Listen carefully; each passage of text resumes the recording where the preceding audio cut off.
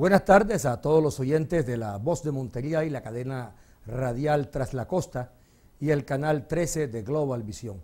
Hoy estamos en esta edición especial con un personaje, con una entrevista que vamos a hacer, que habíamos prometido, con el expresidente Álvaro Uribe Vélez. Señor presidente, muy buenas tardes y bienvenido a Montería. Doctor Rafael, muchas gracias a usted, muy amable.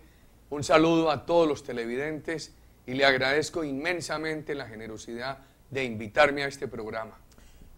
Doctor, hoy le tocó pues también en su ruta de trabajo un hecho luctuoso, que fue el asistir a las exequias del doctor Ricardo Pretel, ex parlamentario y uno de los dirigentes conservadores importantes del departamento.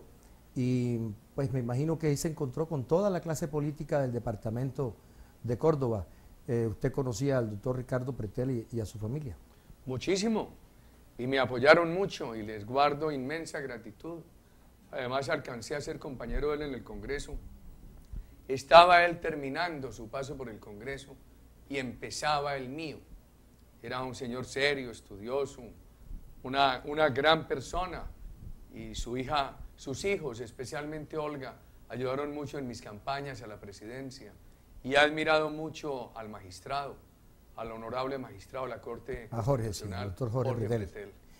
Presidente, en Montería, sinceramente, se ha armado un revuelo. Esta es una ciudad que es política y es un departamento netamente político.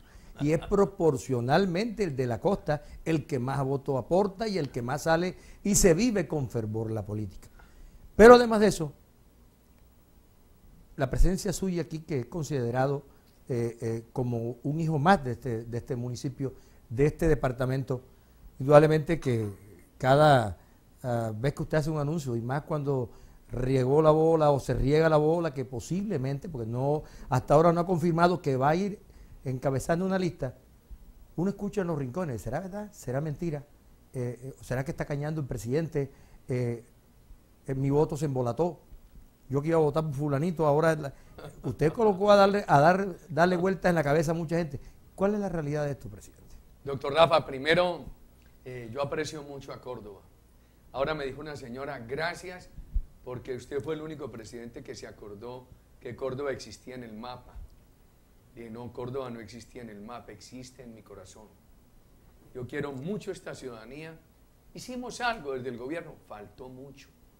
Primero, tenemos que elegir un presidente diferente. Estamos en esa lucha, porque el actual presidente nos quedó mal. Presidente, una pregunta. ¿Usted se siente un poquito como que algo de frustración cuando habla de que quedó mal el presidente Santos? ¿Ustedes esperaban mucho más de esto o francamente? Claro, doctor Rafa. Este deterioro de la seguridad, es que aquí se quejan de la seguridad los tenderos, se quejan los maestros de que los extorsionan, se quejan los sectores pobres, se quejan los más pudientes. Están paradas las inversiones. Lo que se está haciendo en Córdoba es lo que dejó haciendo nuestro gobierno con menos velocidad. ¿Cómo es que dejaron morir el puente de Valencia? Y por los proyectos de vivienda bastante desacelerados. Y además la política social sin ampliación de cobertura. Lo digo porque el presidente Santos se comprometió a hacer todo lo contrario. Entonces usted me pregunta si mi nombre se presentará como candidato al Congreso. La gente está preguntándose, se habla de una lista en el cual usted encabezaría, que dice la gente, porque aquí somos cabalísticos y aquí la gente habla de que 15, 18, que si va él, que no va, hace parte de nuestra futurología política. Sí, no. ¿Usted en qué escenario se ve, presidente? Doctor Rafa, yo me veo primero luchando todos los días. Yo me veo en el espejo por la mañana y me veo este pelo blanco. Me acuerdo de aquel cuento de García Márquez que dice, uno se siente más viejo en el espejo que en la vida real. Le digo, yo ya, ¿para qué voy a hacer política? Ya estoy muy viejo, los colombianos me permitieron 2 veces ser presidente, 3 veces senador, gobernador de Antioquia. Y volteo, ya no me miro al espejo y todavía me siento, como dicen aquí, me siento duro. Y entonces digo, ¿por qué me voy a retirar si no me ha ablandado? Y le debo gratitud a mis compatriotas. Tengo que seguir en la batalla política. Está en discusión si mi nombre se debe presentar o no al Senado. Aquí alguna vez preguntaban y decían, ¿y por qué no se lanzó a la gobernación de Córdoba? Que lo queríamos aquí, en Antioquia lo pidieron. y en fin. Usted hoy ha estado defendiendo, desde que salió de la presidencia, que no se deteriore el orden público. Paulatinamente se presentaron hechos que han ido deteriorando la situación de orden público. Y se habla de que los militares pues siempre han sido unos respetuosos del orden democrático en Colombia, como ningún país en Latinoamérica. La única vez que tuvieron un gobierno militar se lo regalaron los civiles. ¿Qué cree que está pasando? ¿Sí habrá ese incentivo del que está luchando, a pesar de lo que hay, de que el fuero militar está en el Congreso, a pesar de que se está buscando mitigar con cárceles especiales y tal? ¿Qué es realmente lo que usted hoy ve que los militares les hace falta para que sigan en el empuje que traía en su gobierno en la lucha contra la subversión? Primero, el presidente de la República abandonó la política de seguridad por buscar simplemente el diálogo con el terrorismo. Segundo, hay 13.000 militares judicializados y la única esperanza que les dan es o que se sometan a una sentencia anticipada por un delito que no han cometido, o lo que dice el marco para la paz, con lo cual no estoy de acuerdo, que se podrá resolver el problema de los agentes del Estado si se hace una negociación con la guerrilla. Eso es una bofetada al honor militar. No se puede nivelar los militares y los policías con la narcoguerrilla.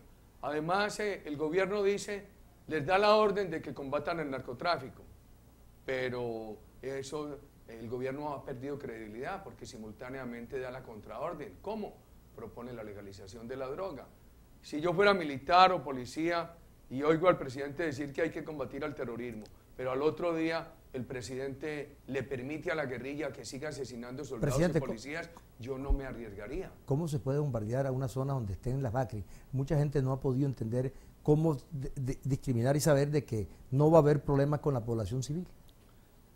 En el gobierno nuestro avanzamos mucho en materia de seguridad sin haber dejado al país convertido en un paraíso, y se avanzó en inversión y en política social. Para hacer bombardeos a los grupos terroristas se tomaban precauciones, por ejemplo, trabajo de inteligencia. Y la precaución de que no hubiera población civil. ¿El trabajo de inteligencia se ha deteriorado, presidente? Por supuesto, y desmotivado a las Fuerzas Armadas. Ahora las Fuerzas Armadas son muy profesionales, usted lo acaba de decir, inclusive algo que yo a nadie le había escuchado, y lo voy a grabar en mi mente. Usted acaba de decir que lo que fue verdad, la única interrupción democrática que se presentó en Colombia el siglo pasado por un periodo de 4 años, usted dice, se la regalaron un regalo de los civiles. Se la regalaron a los civiles, yo nunca lo había oído, pero es muy cierto. Estas son unas Fuerzas Armadas profesionales, respetuosas de la Constitución y hoy desamparadas. Hoy está al frente de las Fuerzas Armadas un cordobés, el general Navas. Lo conocí estando yo en el ejército, fue mi comandante, el general, era el entonces teniente Navas, un hombre activo, dinámico, y muchas críticas han llovido acerca de que no ha habido los últimos 7, 8 meses golpes contundentes contra la guerrilla, llámese el ELN o llámese la FARC. Y es más, se dice, ¿por qué no hay golpes contra el ELN? Porque el ELN hace parte de una fuerza que nadie sabe dónde está. Primero, mi admiración al general Navas, a los soldados y policías de Colombia. Segundo, ellos no son los culpables, ellos son subalternos del presidente. Y el presidente de la República es el que marca las políticas. Y entonces ellos dirán, pero no entendemos, ¿cómo quieren que combatamos estos bandidos si el presidente les ofrece impunidad? Un día usted dice, no ha habido golpes contra estos grupos, contra el ELN, se acabaron los golpes contra la FARC, que fueron unos golpes que se dieron, que venían cuajándose en el gobierno nuestro, pero ¿cuántos golpes le ha dado la narcoguerrilla a las Fuerzas Armadas en los últimos días? Mire, la semana pasada, asesinado allí en Turbo un soldado, asesinado un teniente en el departamento del Cauca, y siga de ahí para atrás. La policía en La Guajira. Y yo pregunto, ¿qué gobierno en el mundo aceptaría que mientras está negociando con un grupo terrorista, ese grupo terrorista le asesine soldados y le asesine policías? Eso desmotiva mucho a las Fuerzas Armadas. ¿Qué se está pactando? ¿Qué cree usted que se está pactando en La Habana? Muchos hablan de que ya eso está cocinado. Mucho se habla y se dice que hay una certeza, que se habla con mucha vehemencia, que la paz va porque va. Algunos dicen que esto parece que fuera como un anticipo de algo que va a estallar y que va a anunciar otras cosas para hacer el trampolín hacia una reelección presidencial. ¿Usted cómo lo ve el proceso? Yo no podría decir que se está pactando en La Habana, pero sí le digo que se está ofreciendo. Se está ofreciendo impunidad, se está ofreciendo elegibilidad política. Imagínese usted, si usted me dijera que la paz tiene un precio, yo digo, bueno, está bien que haya sentencias reducidas, que para aquellos que simplemente han portado un uniforme de la FARC o han llevado un fusil pero no han incurrido en otros delitos, no haya cárcel, que haya elegibilidad política para ellos. Pero es que aquí le están ofreciendo impunidad a aquel que ha reclutado, secuestrado y asesinado a menores, al que ha puesto carros bombas. ¿Y cuál es la diferencia entre los... ¿Cuál es la diferencia con lo del M-19? ¿Cuál es la diferencia entre los carros bombas de la FARC y los de Pablo Escobar? Los del M-19 fueron otras épocas. A pesar de lo del Palacio de Justicia, se les indultó. Hoy la legislación nacional e internacional no lo permitiría, doctor Rafa. ¿Y cuál es la diferencia con lo de Pablo Escobar?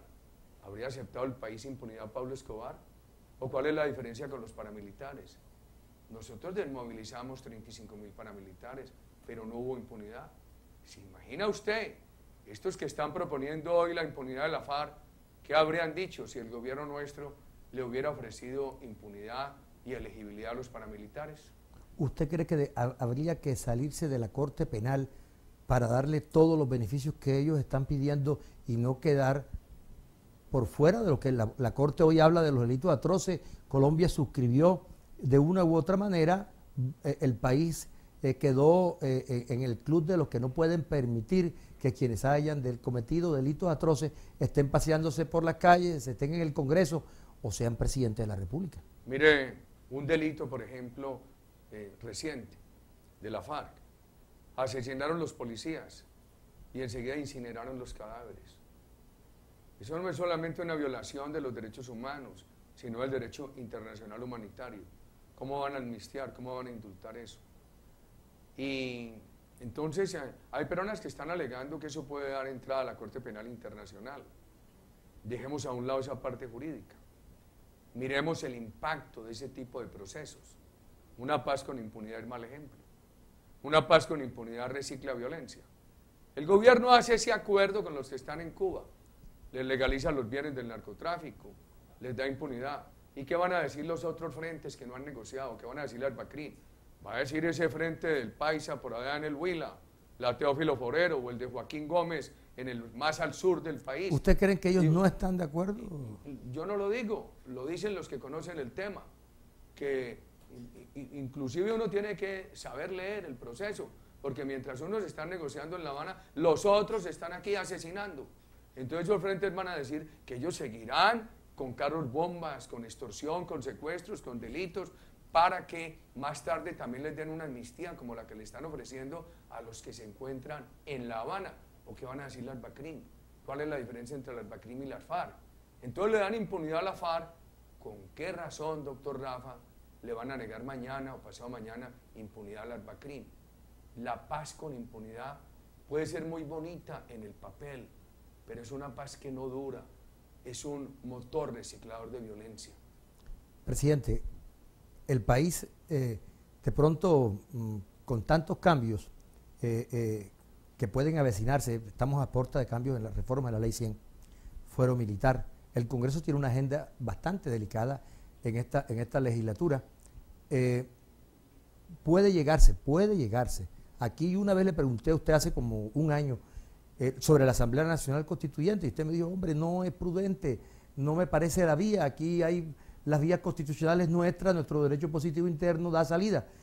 Pero hoy, ante un proceso como este, esto debiera ser refrendado por el pueblo colombiano, porque no puede darse por hecho que cualquier gobierno que dirija Colombia pueda abrogarse el derecho a decir lo que se pacte en mi gobierno y lo que se entrega a nombre del pueblo colombiano. Déjeme establecer una diferencia entre eso y lo que fue nuestro proceso.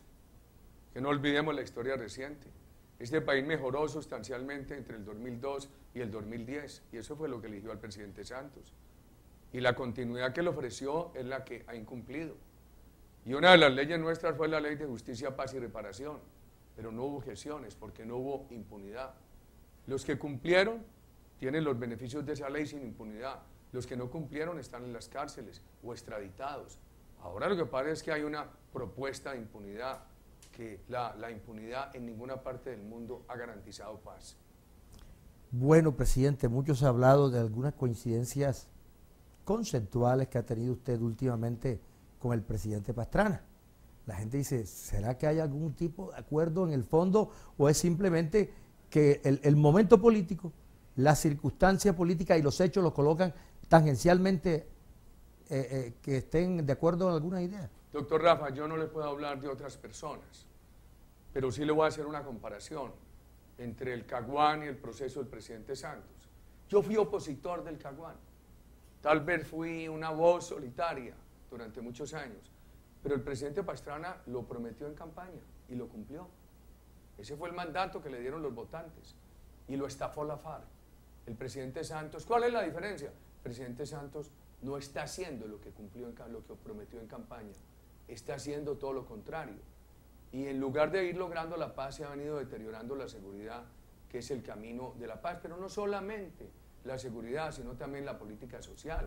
Yo he visto que no han avanzado las coberturas y ya está empezando a generarse pánico en la inversión, sin lo cual no hay empleo. Y entonces, de mí, yo le puedo responder por lo mío. Pero usted es una persona muy acuciosa, presidente, y desde hace mucho tiempo, pues más de un colombiano habíamos escuchado que el presidente en el entonces, inclusive ni siquiera había sido designado, el doctor Santos, que fue el último de los designados que tuvo el país, había prometido o estuvo buscando de alguna u otra manera los procesos de diálogo con la FARC, y se hablaba de su hermano Enrique Santos y muchas otras cosas más. ¿A usted en algún momento no hubo alguna vocecita que le decían a ustedes, mire, vea, pensemos un poquito de Santos, ¿no será que nos estamos precipitando? Hombre, quien tenía toda la desconfianza en él era el doctor Francisco Santos. Yo soy provinciano, yo confío en la gente. La verdad es que como no tengo cartas guardadas, procedo con las cartas sobre la mesa. Confío en los ciudadanos y confío en los colombianos. La regla general es que son cumplidos. Aquí nos tocó una excepción. Lo que nos prometió Santos, a él le sirvió nuestro gobierno para elegirse, después lo abandonó. Pero usted me preguntaba por lo del expresidente Pastrana. Lo único que puedo decirle es que yo, desde que advertí el desayuno del gobierno del presidente Santos, anticipé cómo iba a ser el almuerzo. Y entonces me ha tocado asumir la difícil posición de la crítica, casi que desde el comienzo del gobierno Santos, porque, por ejemplo, utilizaron la ley de víctimas para igualar a los militares y policías con los terroristas de la FARC y con los terroristas paramilitares. Increíble, eso es una bofetada al honor militar. Han desmotivado la inversión, ha crecido enormemente la burocracia. Yo llego a Córdoba y veo que las únicas obras que hay son las que nosotros empezamos y están desaceleradas. El gobierno derrocha, hay mermelada, inmensas cantidades de publicidad para los medios nacionales de comunicación. Usted ve la televisión llena de propaganda del gobierno nacional. Por eso hice la precisión, sí, para esos medios nacionales, etc. Pero no hay para las coberturas sociales. Tenemos hoy menos Estado social, pero un nuevo Estado derrochón. Eso es muy grave, doctor Rafa. Y eso me ha obligado, no de ahora, sino desde el principio del gobierno, a asumir una posición difícil, que incomoda, que es la posición crítica. Usted va a llegar, presidente, y está buscando la toma del poder a través de su sector político, con sus ideas, con sus amigos, quienes hoy, como usted lo ha dicho en las reuniones que he escuchado, que se sienten de que fue traicionado el programa de gobierno con que se montó el presidente. Yo quisiera hacerle, hay algo que me gustaría precisar. Cuando hubo aquel bajón y el doctor Antanas Mocus estaba arriba, en la cresta de la ola, y de pronto hubo un cambio, como decimos aquí los costeños, un cambio en el line-up, y entraron otros jugadores, y empezó a darse duro al tema de la seguridad democrática y a insistir en lo de Uribe con la U, lo de Uribe con la U. Subió el presidente, repuntó, y además déjeme recordar, históricamente ninguno había revertido las tendencias, y lo hizo el presidente Santos acogiendo las tesis que tibiamente en la campaña inicialmente habían acogido. ¿A eso se refiere usted cuando dice que se traicionó al programa con que fue elegido? Claro, usted lo ha dicho. Cuánto mejores las palabras que acabamos de escucharle a usted que las que pudiera yo decir para referir al tema. Y lea el programa y escuche los discursos. Y entonces con eso se hizo elegir. Y eso es lo que han cumplido. Y nos ha quedado mal. Y el país no estaba convertido en un río de leche y miel, pero venía mejorando, doctor Rafa. Y ahora paulatinamente se le ha venido restando velocidad a ese mejoramiento. Entonces ya hay decrecimiento industrial, hay crisis de los agricultores. Ahora hablan de una ley de salud, pero descuidaron la salud 3 años. Nosotros crecimos mucho la cobertura, mejoramos la salud, dejamos problemas sin resolver, no alcanzamos a resolverlos todos, pero todos los días buscamos soluciones. Este gobierno busca soluciones solamente cuando lo golpean las encuestas. Presidente, yo recuerdo hace 8 o 9 años, cuando apenas usted estaba en campaña, llegó a nuestra antigua sede en la 29 con Segunda, una mañanita, se tomó un tinto, recorrió las instalaciones, tenía el 4%. El 4% estaba cerca con el 52 o 56%. Y recuerdo que usted, le pregunté, pero bueno, en la entrevista le dije, presidente, doctor Lee, usted en la encuesta va muy mal. Yo no le paro bola a las encuestas. ¿Usted no le para bola a las encuestas? A ver, primero, yo creo que los encuestadores son las personas serias, no pueden ellos arriesgar el prestigio de sus firmas, pero uno tiene que trabajar por lo que considera útil al bien público, no por lo que digan las encuestas. Uno no puede cambiar de opinión al ritmo de las encuestas. Yo he estado enseñado a nadar contra la corriente y también a cambiar la corriente y también a nadar con la corriente. Al líder político muchas veces le toca enfrentarse a las corrientes establecidas y tener la dificultad de poner el pecho a la brisa que sopla fuerte y en contra. Eso lo tiene que hacer el líder político. Pero aquí lo que no es bueno es que el presidente Santos le diga a los cafeteros en diciembre que no había crisis. Y cuando las encuestas le demostraron que sí había crisis, ahí sí tuvo que ir a negociar con ellos. Lo que no es bueno es que el ministro de Agricultura del gobierno hace 1 año y medio le hubieran dicho a los agricultores de Córdoba, en Bogotá no, es que esto ya no es Uribe, que cada que había un problema llamaba, ayúdenle a los agricultores de Córdoba, esto cambió, y los echaron. Y ahora sí tuvieron que venir aquí el día de la protesta de los agricultores. Pero los cafeteros se están quejando que no han cumplido. Que les están incumpliendo. Es que este gobierno ha demostrado durante estos casi 3 años que no le interesa resolver esos problemas. Saca soluciones de afán porque vive temeroso las encuestas. Este gobierno no mira qué está pasando en la salud, qué le está pasando a los del maíz, qué le está pasando a los cafeteros, qué le está pasando a los algodoneros, sino que mira las encuestas. Entonces, cuando hay un golpecito que le dan las encuestas, ahí mismo corre. ¿A qué hora duerme usted, presidente? Hombre, en la presidencia dormí muy poquito. Hoy debería dormir más. Usted llegó con el cabello negro a nuestras instalaciones. Hoy lo vemos con la nieve de los años o del trabajo, no sé cuál de las dos. ¿Sabe cómo? No, las dos cosas. ¿Sabe cómo decía Gaitán? Cuando ya ha caído sobre la fase superior de la existencia, los honores, la nieve de la vida. En el tema de los honores, cuando le ofrecieron los conservadores con el general Vázquez Cobo para que fuera candidato a la designatura. Ese es uno de los mejores episodios de la vida de Gaitán. Permítame para entrar en ese espacio. Usted ha tenido en la vida, usted ha estado en el Partido Liberal, lo conoce por dentro. Soy de la base liberal. Y lo conoce perfectamente. La gente, ¿por qué tiene miedo a hablar, de decir muchas veces de sus orígenes y decir que la política es evolutiva y que en un momento determinado de la vida lo que es cercano a uno se aleja bajo circunstancias que uno no quiere? Sí. Así es, doctor Rafa. Hay amores que son así. Bueno, por lo menos devociones. por lo menos devociones. Usted se alejó de los caballos, esas son devociones que golpean duro. No, yo los mantengo, vivo con ellos, los tengo por ahí cerca. Pero ya no es mucho montarse de presidente. No, sí lo hago. Cada que llego a la casa, yo en la casa tengo unos caballitos, siempre estoy montándolos. Quiero esos animales, quiero mucho la naturaleza. ¿No hay devociones peligrosas a veces, presidente? Esto de recorrer el país, usted está haciendo... Mire, vamos a ser todavía mucho más francos. la gente me decía, fuera de la manifestación de Cantaclaro, ¿por qué el presidente se arriesga, hombre? Lo ha tenido todo, 8 años en la presidencia, y casi que vemos impotente el cuerpo de seguridad suyo porque usted se entrega a la gente.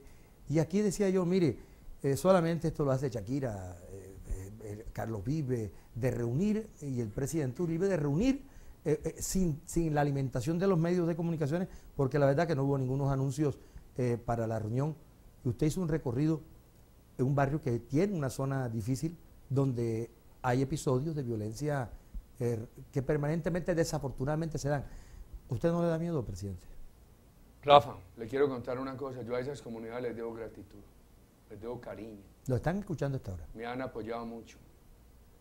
Yo hice algo por ellos en Familias en Acción, Bienestar Familiar, Familias Guardabosques, colegios, pero quedó faltando mucho. Y mientras Dios me dé vida y salud, yo quiero seguir trabajando por ellos y por las comunidades de aquí de Córdoba, y tengo por ahí el corazón transido en San Andrés y Providencia. Porque una de mis discrepancias con el gobierno Santos... Esa es una espina que tiene en el corazón usted, sí, lo que pasó en San Andrés. Claro, porque este gobierno no ha sido capaz de rechazar el fallo, por eso. Entonces, si este gobierno no rechaza el fallo y se pierde ese mar, mañana o pasado mañana se puede perder San Andrés. Yo recuerdo que en una entrevista que le hice sobre San Andrés Isla, usted ya estaba a punto de viajar a San Andrés Isla. Ahí hubo... La mejor entrevista sobre el tema. Gracias, quiero presidente. Felicitar. Sumamente bien estudiado, y me obligó a mí ese día a ir al fondo del tema. Presidente, ¿por qué ha habido tanta dilatación y por qué hay unas amenacitas veladas? Vamos a abrir, vamos a abrir. ¿Qué es lo que hay escondido que están tratando de decir? Es que hay algo turbio, pues, o mal manejo, que ha habido la amenaza. Vamos a abrir los expedientes. ¿Qué pasa con eso, presidente? Tengo un poquito de paciencia. Primero, en cuanto a los 8 años de mi gobierno, yo he dicho que yo no objeto, no me opongo a que revelen las actas. Pero he pedido que, además de revelar las actas que corresponden a los 8 años de gobierno, tengan en cuenta las casi 200 reuniones que por fuera de comisión asesora, mis cancilleres, acompañando a la gente, al subagente de Colombia, que fueron Julio Londoño y Guillermo Fernández de Soto, realizaron esas reuniones con expresidentes, medios de comunicación, partidos políticos, cabezas de ramas del poder público, etc. Segundo, también le he dicho a los colombianos lo que mi gobierno hizo. Por ejemplo, usted sabe, como estudioso del tema, que yo ya no tenía oportunidad de retirar a Colombia del Pacto de Bogotá. Cuando yo llegué ya era tarde para hacerlo. Inclusive era peligroso para el fallo inicial que favoreció a Colombia con la soberanía sobre las islas. Y haber retirado yo a Colombia en el momento que llegué a la presidencia del Pacto de Bogotá era tarde. Colombia se habría tenido que retirar un año antes de la demanda. La demanda fue en el 2001, la habrían tenido que retirar en el 2000. Y la consecuencia de un retiro extemporáneo está prevista en el Estatuto de la Corte, que dice: cuando un país se retire del litigio, la Corte puede condenarlo a todas las pretensiones del otro. Y la pretensión de Nicaragua no era solamente el uso económico de esos 73.907 kilómetros de mar, sino también el archipiélago. Pero también he dicho que yo no voy a lanzarle inculpaciones a los otros gobiernos, ni al gobierno Santos. Lo único que le he dicho al gobierno Santos es: si a usted le pareció que nosotros estábamos conduciendo mal la defensa, ¿por qué no la cambió? Porque a este gobierno le correspondió la etapa de audiencias públicas, y si este gobierno estimó que la defensa estaba mal conducida, pudo haberla cambiado. Pero también he dicho, no juzguemos los gobiernos que me antecedieron a mí. Lo práctico, lo jurídico hoy, lo político, la solidaridad de hoy es rechazar el fallo de Espojo. Presidente, en el tema de Venezuela, hoy hay una campaña, hay 3 millones de colombianos, se dice, que fueron cedulados por el presidente Chávez. Inclusive hay un municipio, Sabana Larga, donde hay 13.000 sabanalargueros que viven en Venezuela. Hoy sacaron una campaña donde dicen que la mamá de Maduro es el norte de Santander. ¿Usted sabe? ¿Y Maduro de dónde? Maduro lo ratifican como venezolano. Yo me sentiría muy avergonzado con los venezolanos que Maduro, que ha cometido semejante desastre, fuera colombiano. Eso sería un motivo grande de vergüenza.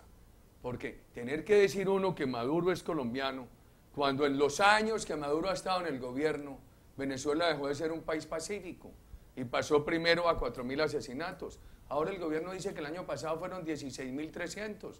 Pero otras fuentes que dicen que hubo 21.000. País de 29 millones de habitantes, Colombia con 47. Cuando yo llegué a la presidencia, entre 28 y 30.000 asesinatos, se bajó a 15. Venezuela ha pasado de muy poquitos, a 4.000, a 16.000, a 22.000. Aquí bajamos los secuestros, de 4.000 secuestros a 200, han subido de 63 a 1.300. En ese país están empobreciendo a todo el mundo. Mire, la devaluación golpea a los pobres. Mire, tienen la mayor inflación del mundo. Les están dando limosnas con los recursos del petróleo, pero no les están creando posibilidades de generar ingresos. Ese país era un país sin deuda, doctor Rafa. Y hoy es un país proporcionalmente más endeudado que Colombia. La economía venezolana era una economía que no debía. Hoy debe 230.000 millones de dólares. Y el precio del petróleo ha caído. Pero cuando Maduro empezó con el gobierno anterior del cual él formó parte, el petróleo valía $12, $8, y les tocó que se subió ahí mismo, 26, 40, 70, 80, $140, y eso lo han malgastado. Pero pongan cuidado a esto, no debían plata, no deberían deber, y deben hoy 230.000 millones de dólares. Era una economía más grande que la colombiana aquí, la venezolana aquí, con mucho menos número de habitantes, y hoy es más pequeña esa economía que la colombiana. Mire qué tristeza, doctor Rafa. No es sino ir a la zona de frontera. Ahí usted palpa el empobrecimiento de los venezolanos. Y de los colombianos. Que han perdido su capacidad adquisitiva. Y de los colombianos. Por supuesto, porque se ha acabado la dinámica de ese comercio binacional. Presidente, usted siempre ha tenido una posición muy crítica, tuvo momentos buenos y regulares con las relaciones con Venezuela. Chávez, Venezuela no, con el régimen. Con el régimen. A ver, Chávez, no sé si ahora está en proceso de beatificación, hay una campaña, parece que ahora salió que se le apareció en forma de trinos al presidente Maduro, y como que le recomendó unas cosas al presidente Maduro. La gente en Venezuela, unos dicen esto raya en lo ridículo, y otros dicen esto es una falta de argumentos políticos, y otros simplemente dicen, si hiciera la campaña y dejara hablar a Chávez solamente y se quedara callado, no subieran las encuestas como está subiendo Capriles. Capriles está a punto hoy de dar una sorpresa. ¿Usted cree que se puede romper el orden institucional y que unas fuerzas militares y que una procuraduría, una fiscalía, una contraloría, las altas cortes, todos chavistas, van a dejar entrar a un Capriles? Dos respuestas. Primera respuesta, yo nunca hablé sobre la enfermedad ni sobre el deceso. Usted me preguntó alguna vez sobre la enfermedad y dice, hombre, yo hablo de los temas de la política, la economía, la vida social. Sobre la enfermedad no, esos son temas de Dios. Sí. Cuando ocurrió el fallecimiento, estaba yo terminando de dictar una conferencia en Cartagena y tuve centenares de llamadas. No contesté. Le recordé a mi madre y si mi madre estuviera viva me diría, hay que ser cristiano. Y mi padre me habría dicho, no se puede ser hipócrita. Entonces lo único que hice fue escribir un mensaje en la cuenta de Twitter que, si bien recuerdo, decía, a los designios de Dios respeto. Sobre la Venezuela de hoy, segundo tema, un desastre.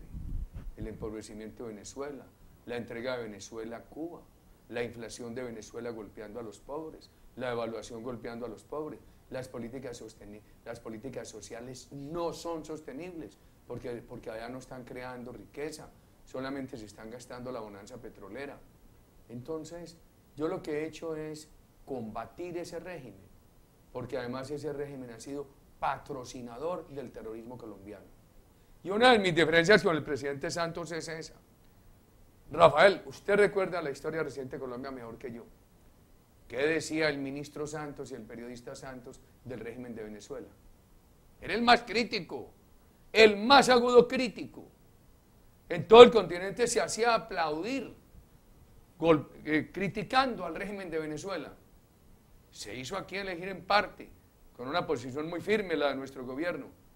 Hombre, yo habría entendido que el presidente Santos hubiera asumido una posición prudente, pero es que cruzó la línea.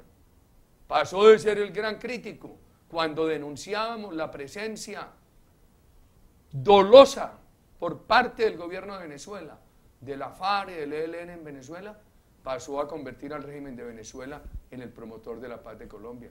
Qué cosa tan grave entrar a legitimar esa dictadura y esa sociedad del régimen de Venezuela con el terrorismo. Presidente, sabemos que hoy va a estar en los barrios de Montería, va a estar en Rancho Grande, en la Margen Izquierda, es uno de los barrios... ¿En Furatena o Rancho Grande? Furatena, va a estar en Furatena. Bueno, Furatena es uno de los lugares más deprimidos de la ciudad de Montería. Es uno de los lugares donde se requiere mucha inversión social, donde se requiere participación del Estado, se requiere presencia de todos aquellos de buena fe que quieran colaborar, que quieran trabajar por el desarrollo de una ciudad que usted conoce perfectamente, no de hoy, la conoce desde niño.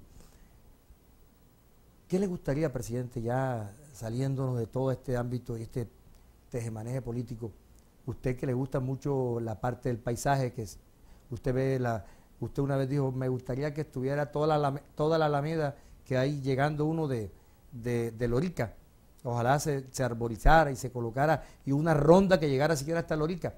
Hombre, ojalá se convirtiera usted uno de los luchadores para que nosotros podamos gestionar recursos, conseguir para que realmente esto se convierta en un pulmón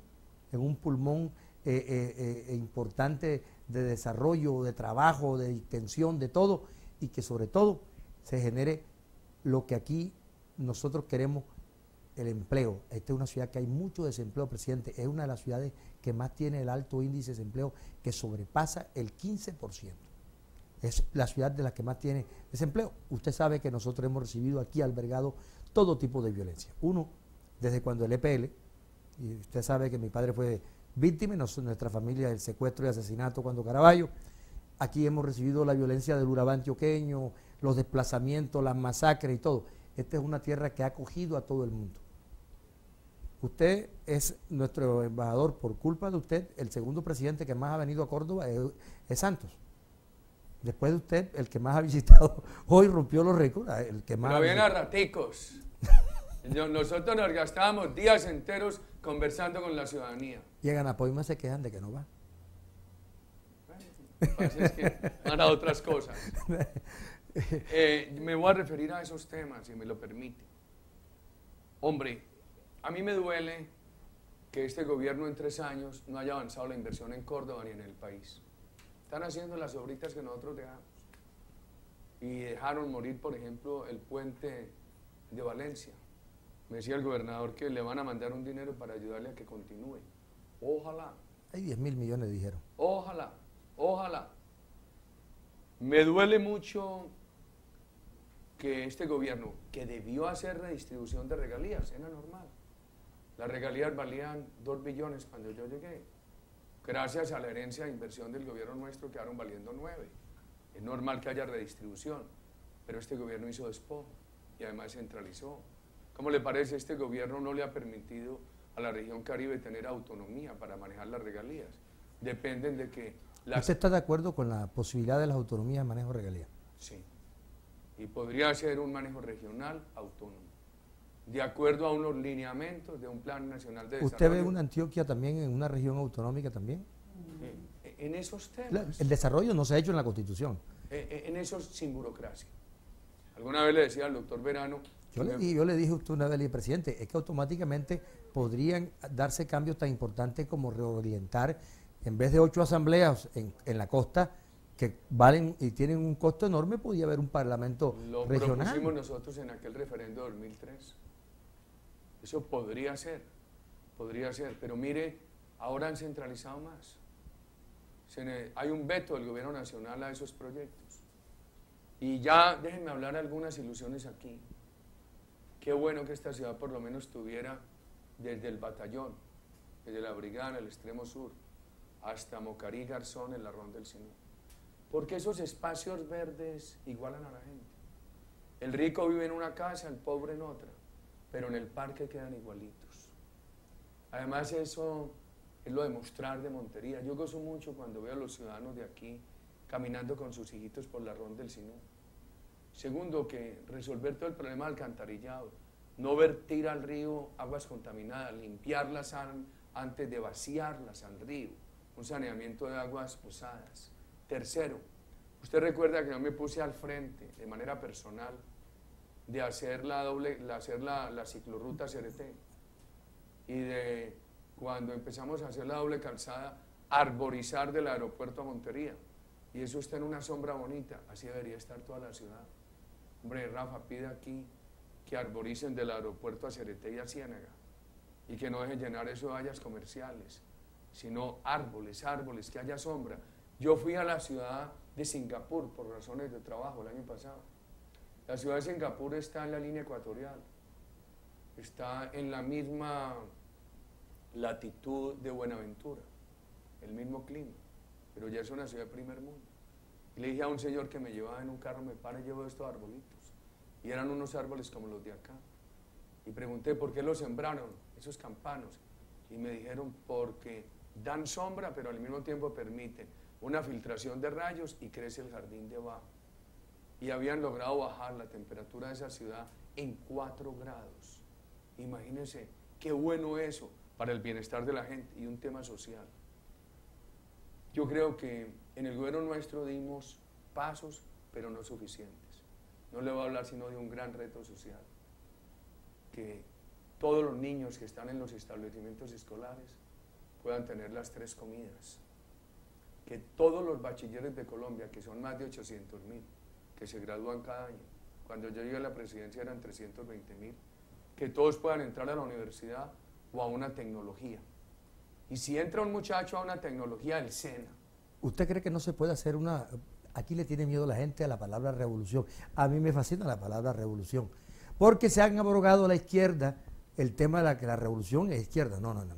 Me parece que revolución es todo aquello que trae un cambio importante y que cambia las cosas de una manera más ágil. Ni siquiera hablemos de radical. Mire, volver al esquema que se tenía antes, hombre, de los bachilleratos técnicos. Que el SENA no da abasto. Teníamos, pero hay que crecerlo mucho más. El gobierno nuestro lo creció mucho, lo multiplicó por 8, pero hoy habría que volverlo a multiplicar por 3. Nosotros dejamos apenas 400.000 bachilleres estudiando también en el SENA para salir con alguna habilitación técnica. Pero mire, si usted logra que hoy todos los bachilleres de Colombia puedan entrar a una universidad o al SENA, pero no a un curso corto del SENA, sino a una tecnología, y que por ejemplo este joven camarógrafo que se gradúe en el SENA de una tecnología de comunicaciones y después en una universidad estudie 1 o 2 años más y se convierta en profesional universitario de comunicaciones y que sea para todos los bachilleres de Colombia, pero que al mismo tiempo puedan tener iniciativas empresariales. Recordará usted que yo creé presidente del Fondo Emprender en el SENA, que era para financiarle a los muchachos del SENA pequeñas empresas. Nos quedó chiquito. Y lo que me da tristeza es que este gobierno no lo ha crecido. Nosotros tenemos en Colombia un 23% de desempleo de jóvenes. Y si nosotros no les damos esa oportunidad de estudio y de financiar pequeñas empresas, ¿cómo lo van a lograr? Yo tengo esos sueños y por eso hay que seguir luchando, doctor Rafa. Presidente, le agradecemos mucho su presencia aquí. Mucho se habla de que si uno es de izquierda o de derecha o de centro. Le preguntaron una vez a Belisario Betancur y dijo él, yo soy la izquierda de la derecha.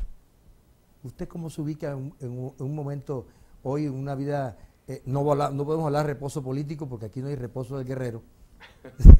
Usted todavía está dando brega, presidente.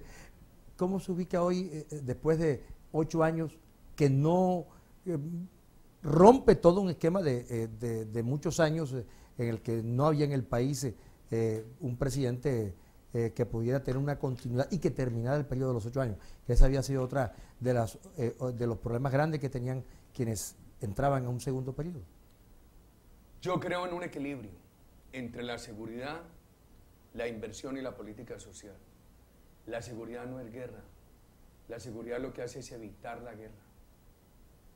La inversión es fuente de recursos. Si no hay inversión, ¿cómo hay empleo?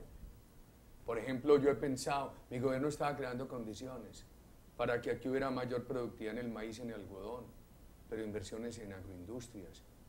Palma africana, ojalá el gobierno no cause... Podríamos decir que de todo un poco se fue llegando hasta nutrir un programa donde en lo social, porque yo le vi, usted hizo un énfasis en unas entrevistas que les hice con los porcentajes, el aumento de familias en acción, aumento de cobertura, hacía énfasis bienestar familiar, los viejitos. Familias guardabosques, los ancianos, los bachilleres, las universidades, el ICETEX, Antes de ayer le recordaron que hay algunos que tienen 3 meses que no le pagan.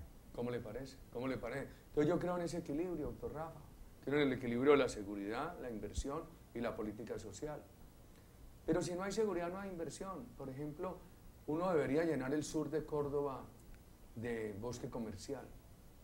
El mundo lo necesita. Este departamento está prodigiosamente situado. Esa madera se saca muy fácil a embarcarla en los puertos y podría llenar este departamento de palma africana. El gobierno nuestro dejó las condiciones para financiar eso y poder generar empleo.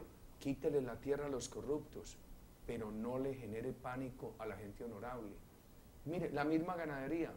El mundo va a requerir para el año 2030 aumentar en un 50% la producción de alimentos. El año 2030 está a 17 años. Para mí es mucho tiempo, para un joven es nada. Y este país, en el gobierno Santos, generándole pánico. Acuérdese de los milagros económicos. En la reunión de Nixon con Deng Xiaoping, y le habló Nixon del milagro de llegar a la luna, y le dijo Deng Xiaoping, milagro. Milagro es darle de comer todos los días a 1.000 millones de chinos. ¿Y sabe qué o sea hizo? Que el gato no es blanco, ¿no? Ni negro. Él dijo que no importaba que el gato fuera negro o blanco, sino que cazara ratones. Fue lo que dijo Deng Xiaoping. Y él dijo... ¿Le faltaron muchos ratones, presidente? Ahora, yo no estoy pensando en ratones, en ilusiones que la vida todavía me dé tiempo de realizar. Por ejemplo, yo no me quiero morir sin ver todos los bachilleres de Colombia entrando a la universidad, a la tecnología, sin ver una gran financiación de las empresas de los jóvenes. Porque, mire, le dejo un pensamiento. Piense usted qué puede pasar. España en el 2007 tenía un desempleo de jóvenes del 21%, hoy es más del 50%, pero ya en Colombia el desempleo de los jóvenes está en el 23%. ¿Qué puede pasar si no le ponemos a eso freno? Presidente, ya los están esperando en Furatena. Le agradecemos a usted por estar aquí con nosotros en la cadena radial Tras la Costa, una cadena modesta del departamento de Córdoba para la costa, donde hoy lo están escuchando en vivo y en directo para radio y televisión e internet. Y estoy seguro que aquí va a haber una formación de una nueva clase política. El panorama político de Colombia y el de la costa va a tener otros ingredientes y aquí se va a estar formando una nueva clase dirigente. Gracias, presidente. Doctor Rafa, muchas gracias a usted, a los radioescuchas, a los televidentes. Inmensa gratitud por haberme permitido compartir esta tarde con ustedes. Yo quiero decirle a los cordobeses algo del corazón, algo del corazón. Somos monterianos, ¿no? Los quiero mucho, los quiero mucho. Como monterianos. Me los quiero mucho. Muchas gracias, doctor Rafa. Gracias, presidente. A usted muy amable. Hasta luego.